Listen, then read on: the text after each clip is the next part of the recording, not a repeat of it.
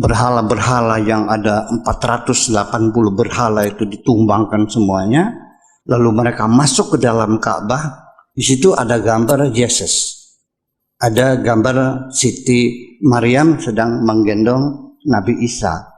Begitu mereka akan menghapus gambar Isa dengan Siti Maryam itu, kata Nabi mengatakan, gambar ini biarkan saja, jangan dihapus.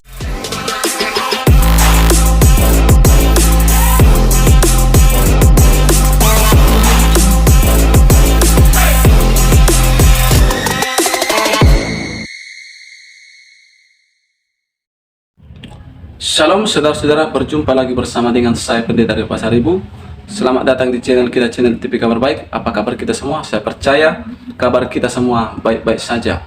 Pada hari ini saya mau bagikan bagi kita video cuplikan pernyataan seorang Kiai Buya Sakur yang viral di sosial media, yang menceritakan bagaimana sejarah mencatat bagaimana Nabi Muhammad pernah melihat foto Tuhan Yesus dan Bunda Maria di dalam Ka'bah, yaitu di Mekah.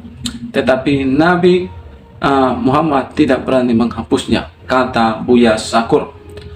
Saudara-saudara, kita simak dulu video cuplikan berikut ini. Oke, lalu seperti apa agama yang Nabi Muhammad itu dari kehidupan pribadi sendiri?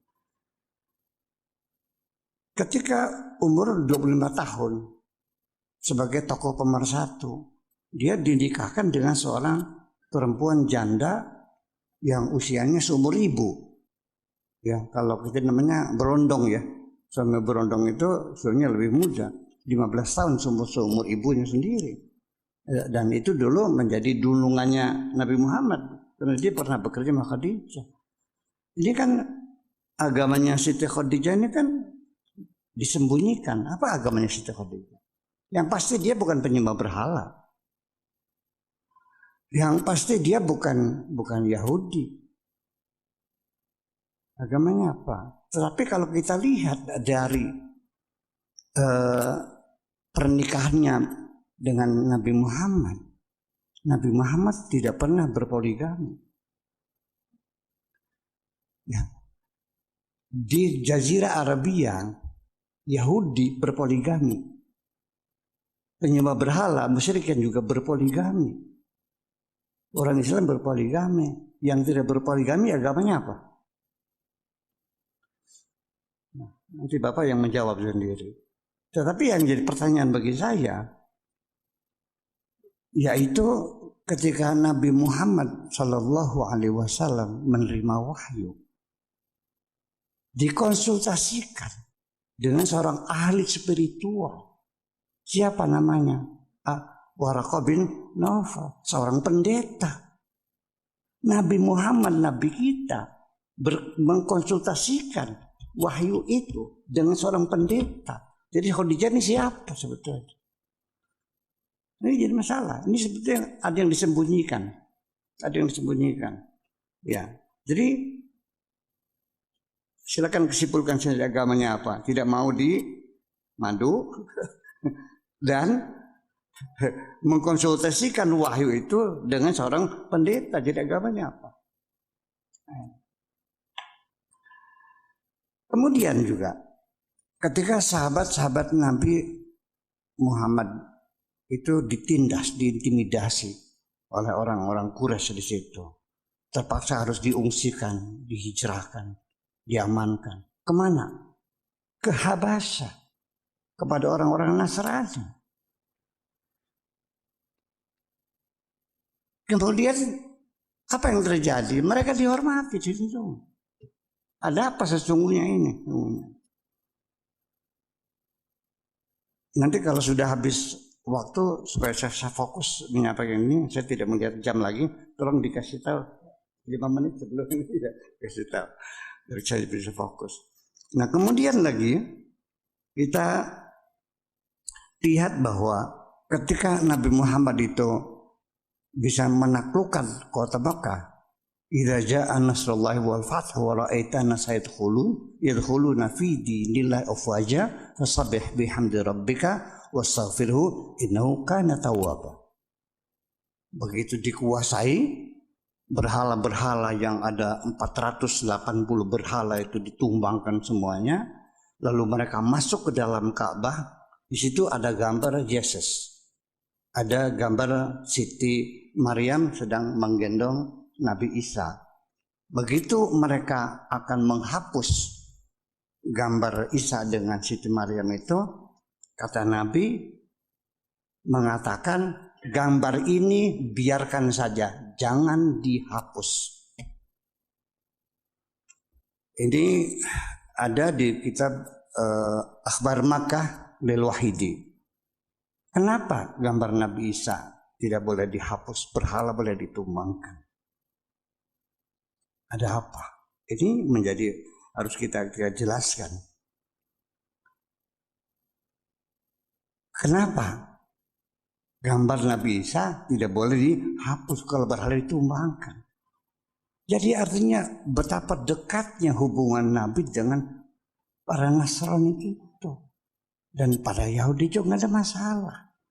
Yang perlu kita ketahui bahwa yang mengusir, menghalau orang-orang Yahudi dari kota Madinah bukan Kanjeng Nabi, tapi Sayyidina Umar. Khalifah setelah Abu Bakar, dihabisin semuanya. Seperti Nazi kan sama saja, itu kan dihabisin Yahudi itu. Bangsa yang tidak pernah punya tanah air, terlunta-lunta, baru sekarang punya negara Israel, gitu. Nah itu semuanya. Jadi ini menjadi satu gambaran begitu semuanya. Kemudian dari situlah maka dugaan-dugaan orang Mekah, siapa Muhammad ini? Seorang anak yatim piatu yang hidupnya penuh penderitaan. Kemudian dia banyak berbicara masalah persatuan dan kesatuan dan sebagainya. Diduga oleh orang-orang Mekah pada zamannya itu bahwa Nabi itu diduga bukan membawa agama baru, tapi dia ingin mengembangkan sekte baru dalam agama Nasrani.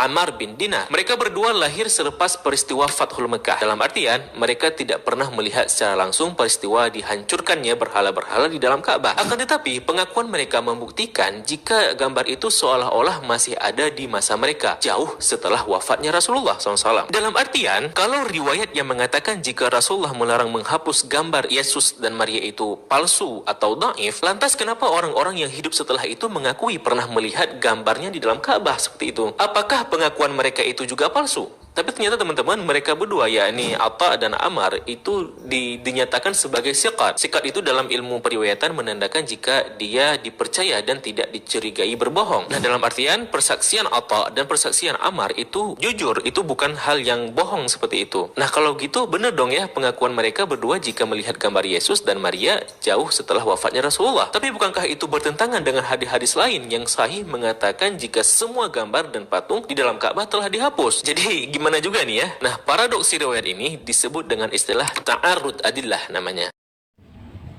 Nah, puji Tuhan saudara-saudara, baru saja kita melihat video cuplikan.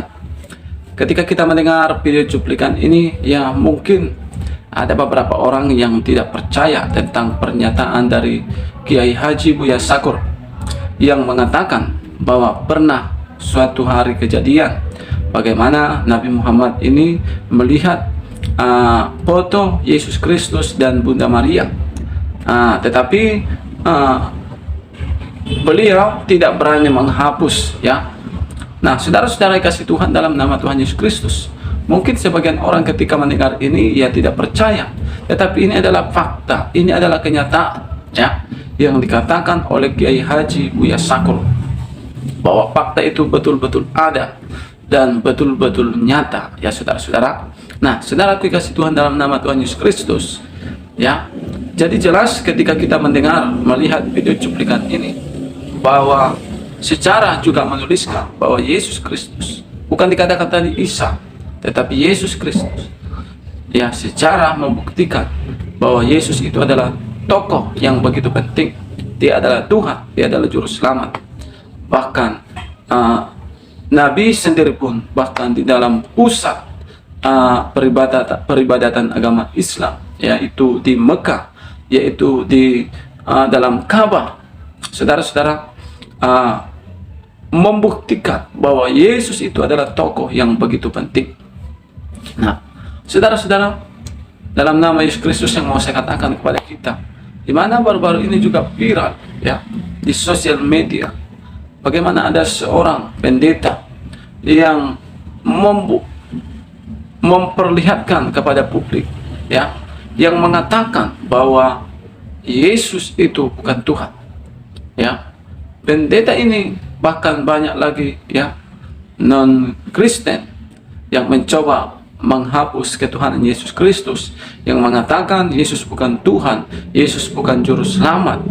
Tetapi saudaraku, Alkitab menuliskan, saudaraku kasih Tuhan, apa yang ditulis oleh Tuhan tidak boleh dikurangi oleh manusia. Alkitab sudah membuktikan bahwa Yesus itu adalah Tuhan. Nah, tapi sekarang begitu banyak orang mencoba menghapus ketuhanan Yesus Kristus. Tidak bisa. Saudara-saudara, tidak bisa.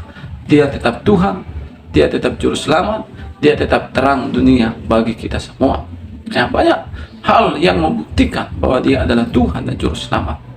Orang-orang yang datang kepadanya pasti akan berubah. Bukan hanya dulu, tapi juga sekarang. Kalau dia adalah manusia biasa yang dipakai oleh Tuhan, kalau dia bukan anak Allah dalam konteks Allah yang telah menjadi manusia, maka kuasanya itu hanyalah dulu ketika dia hidup. Tetapi kenapa kuasanya masih ada hingga hari ini? Karena dia adalah Alfa dan Omega. Dia yang awal, dia yang akhir. Dialah Tuhan, dialah juru selamat. Fakta ini tidak bisa dihapus oleh siapapun juga. Saudara-saudara, sebelum Abraham ada, aku telah ada, kata Tuhan Yesus. Bagaimana mungkin Daud mengatakan